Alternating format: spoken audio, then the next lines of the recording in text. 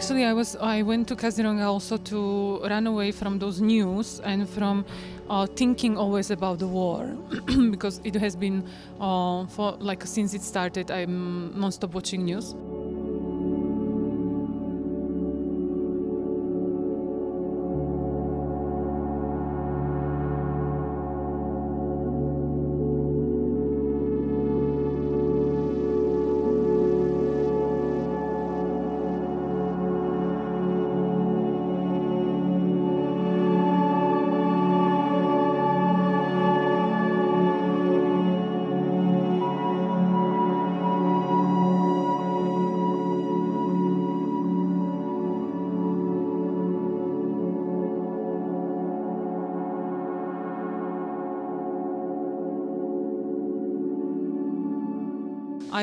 I've been in Kaziranga before just as a tourist, but being there for 2 weeks and trying to execute the painting was quite challenging, and it was very adventurous experience.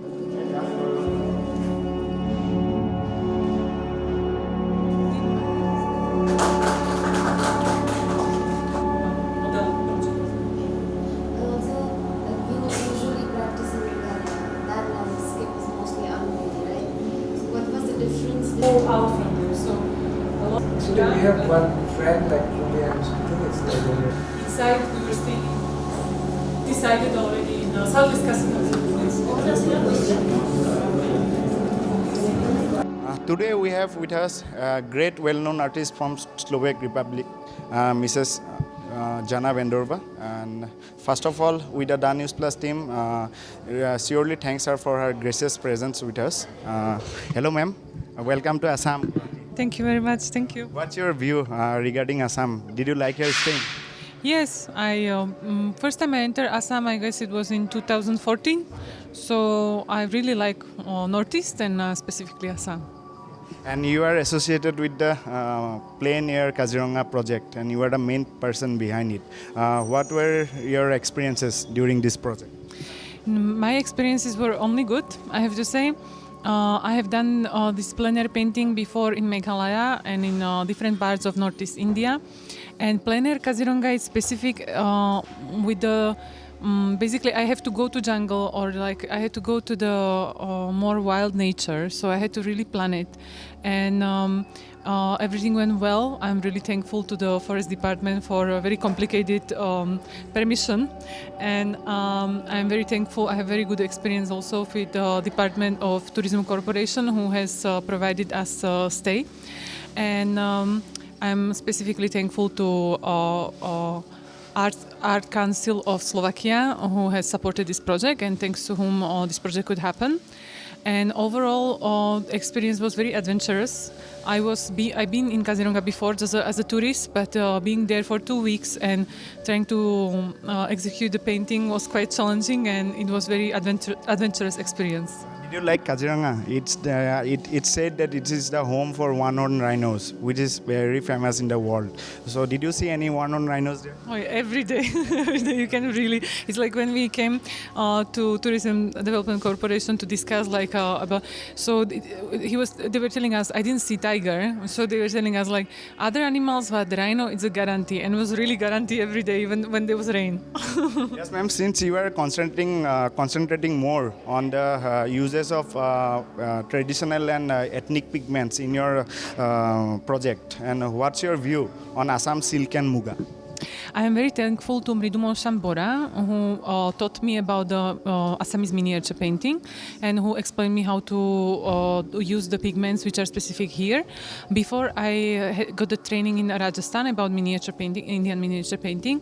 So this is very specific for this place, and the main idea is to use these ethnic materials like these pigments, but also the silks, to bring them to the contemporary art. Not as I didn't work a traditional way. I work with it my way, and this is the first time I am doing this more extensively, because before I was mostly working with acrylics or with oils. So I started 2 years back. I started to experiment with those pigments, and now this is a little bit like outcome out of it. Yeah, of course, ma'am. And what's your view on, since you are a neighboring citizen to Russia and Ukraine, and whatever is going on there, what's your view? Actually, I went to Kaziranga also to run away from those news and from thinking always about the war, because it has been for like since it started. I'm non-stop watching news, but I had internet also there in accommodation, so I keep on watching the news, and really, even in this work, it influenced me, and I started to think about it. How when we were chased once by rhino, I was just thinking about it later on that every place, every animal, or in the jungle, there is some order about the territory. There is some order where certain animals can go and certain animals are not allowed to go, and when you enter their territory, then they feel threatened. So I was just thinking about it that we should really get inspired by the untouched nature and think about that everyone should have their own place in this earth where they can live, and they shouldn't be invaded how Russia invaded Ukraine. And that's why when I was painting this long 7-meter long silk, airy silk, I mostly put it in the colors of Ukrainian flag, thinking about that respecting territory of someone's territory, basically. Whether it is political or whether it is geography or whether it is like just psychological, people should respect each other. Humanity matters. Yeah, humanity matters, and it's very interesting that you can find it in jungle, and many times among humans it's missing. And since you are an international awardee artist, and what do you want to convey to all the young artists around? I don't know what. Keep on doing your art, and no matter what, it's necessary. Like once you feel it necessary, just do it, and don't think about awards, or don't think about what's gonna happen, how the other people will feel about it. Later on, it's good to have feedback, but if you are an artist, you should do art. That's the main thing. And what were the main challenges you faced while doing this whole project around Kaziranga from last month? As I said, we were once chased by a rhino, so that was very scary because we not only were chased, but when we ran away, we just in front of us one rhino stopped. So we were like, I didn't know what is gonna happen, but we had a armed guard, so he shot the blind bullet, and then the rhino ran away. So that was the friction of second, and that time I just also felt that feeling of that.